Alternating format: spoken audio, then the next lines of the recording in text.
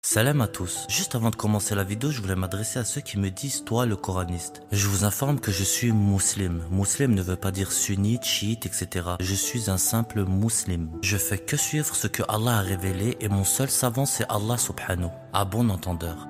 Je voulais vous parler du shirk, le plus grand péché, dire que Dieu a dit alors qu'il n'a rien dit. Aujourd'hui on te dit c'est haram ça, c'est obligatoire ça. Ils ont même rendu haram ce que Allah a rendu licite. Vous avez même rendu halal le shirk avec la pierre noire, qui pour vous descend du paradis et supprime vos péchés, ce qui est totalement faux et du pur shirk. Ou dire que le prophète a dit. Mais toi, tu te demandes où est-ce que Allah a dit ça dans le Coran? Car en ouvrant le Coran, on voit qu'Allah nous dit le Coran est complet et détaillé. Du coup, il n'a rien omis d'écrire. Donc, soit pour vous, Allah est un menteur quand il dit que le Coran est complet et détaillé, soit vous ne croyez pas en Allah, vous allez chercher dans des livres que Allah n'a pas révélé qui est aussi interdit. Dire le prophète a dit que, c'est mettre le prophète au même niveau qu'Allah. Et c'est très grave car la seule parole du prophète, c'est le Coran, c'est ce que Allah lui a révélé.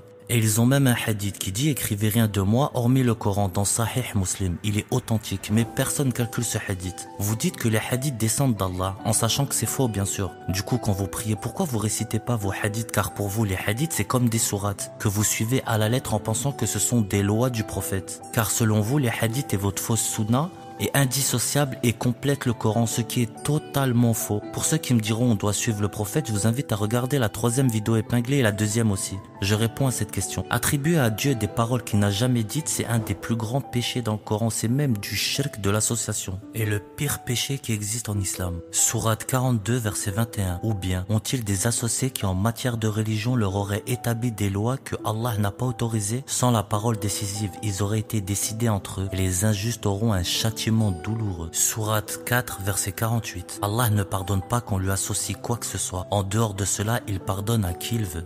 Faut savoir que l'association ne se limite pas à adorer des statues. Quand tu obéis à des lois religieuses que Dieu n'a jamais révélées, tu fais aussi du shirk de l'association. Dire que quelque chose est halal ou haram sans preuve, c'est un mensonge contre Allah. Sourate 16 verset 116. Ne dites pas par vos mensonges proférés ceci est licite et cela est illicite, inventant ainsi un mensonge contre Dieu. Ceux qui inventent des mensonges contre Dieu ne réussiront jamais. Le vrai musulman, c'est celui qui suit uniquement le livre d'Allah. Comme tous les prophètes et messagers ont suivi uniquement ce que Allah leur a révélé. Sourate 6 verset 106. Suis ce qui t'a été révélé de la part de ton Seigneur. Il n'y a de Dieu que lui et détourne-toi des associateurs. Allah nous ordonne de suivre ce qu'il a révélé, le Coran, pas ce que les gens ont ajouté à côté. Prenons l'exemple du prophète Mohammed alayhi salam. Sourate 46 verset 9 dit « Je ne suis pas une innovation parmi les messagers. Je ne sais pas ce que l'on fera de moi ni de vous. Je ne fais que suivre ce qui m'est révélé. Je ne suis qu'un avertisseur clair. » Et nous savons que la seule chose qui a été révélée au prophète Mohammed, c'est le Coran.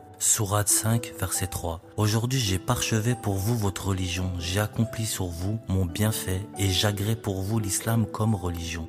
Ici, Allah nous dit qu'il a parchevé le dîn avec ce qu'il a révélé dans le Coran. Si tu ajoutes des règles religieuses après ça, c'est que tu dis que Allah a oublié quelque chose et c'est très grave. Sourate 45, verset 6. Voici les ayats, les signes d'Allah que nous te récitons en toute vérité. Alors en quel hadith après Allah et ses signes croiront-ils? Ici, Allah te pose une question. Toi qui penses que Allah a menti quand il dit qu'il n'a rien omis d'écrire dans le Coran. Ici, il te demande, tu ne crois pas en mon livre? Tu vas croire en quoi d'autre à la place? Pour revenir, le plus grand péché, ce n'est pas juste d'adorer des statues, c'est aussi de dire Allah a dit alors qu'il n'a rien dit. C'est d'inventer des lois, des interdits, des obligations sans preuve du Coran. C'est de faire croire que la parole d'un homme est au même niveau que celle d'Allah. Vous osez dire que les hadiths de Bukhari sont des lois du prophète Mohammed, alors que déjà Bukhari est né 250 ans après la mort du prophète. Et c'est totalement faux. Le Coran ne parle que de la sunna d'Allah dans le Coran, jamais de sunnat al-Rasoul. Le Coran est complet. Allah dit qu'il n'a rien omis d'écrire dans le livre. Pourquoi vous cherchez des lois dans des livres qu'Allah n'a jamais révélés? Selon Allah, cela fait de vous des mouchrikines, des associateurs. Ceux qui viennent me parler avec orgueil, me dire oui, il n'y a pas de rak'at dans le Coran, sans la sunna on ne saurait pas, etc.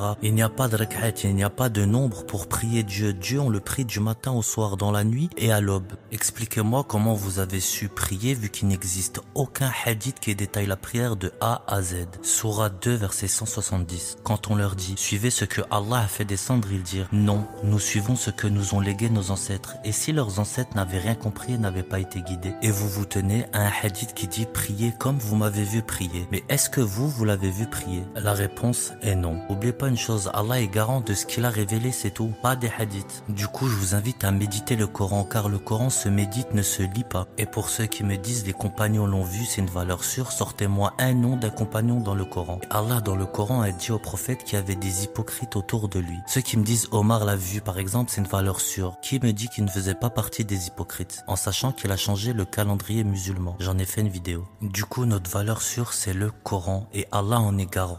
Allah subhanahu t'a donné un livre clair, complet, suffisant. Il ne t'a pas demandé de suivre autre chose. Suis Allah seul, lis son livre, n'associe personne à lui, même par ignorance. C'est ça le vrai tawhid. C'est pas inventer une vie au prophète et dire que le prophète a dit. Les Jacques Hadith a dit que selon Abu Intel, authentifié par une babouche, c'est haram. C'est pas être musulman, c'est Allah qui le dit dans son livre. Sourate 25, verset 30. Le messager dit, mon Seigneur, mon peuple a pris ce Coran pour une chose délaissée. Lui-même s'en est plaint à Allah, mais pour vous, c'est pas authentique. Vous avez même trouvé une histoire illogique pour contredire ce verset, pour crédibiliser vos hadiths. Sur ce, oubliez pas une chose, Allah est parfait, l'homme est imparfait. Le Coran nous vient d'Allah, les hadiths nous viennent des hommes. La conclusion est vite faite. Qu'Allah nous guide tous dans la vérité et nous facilite la compréhension de son kitab. Assalamu alaikum.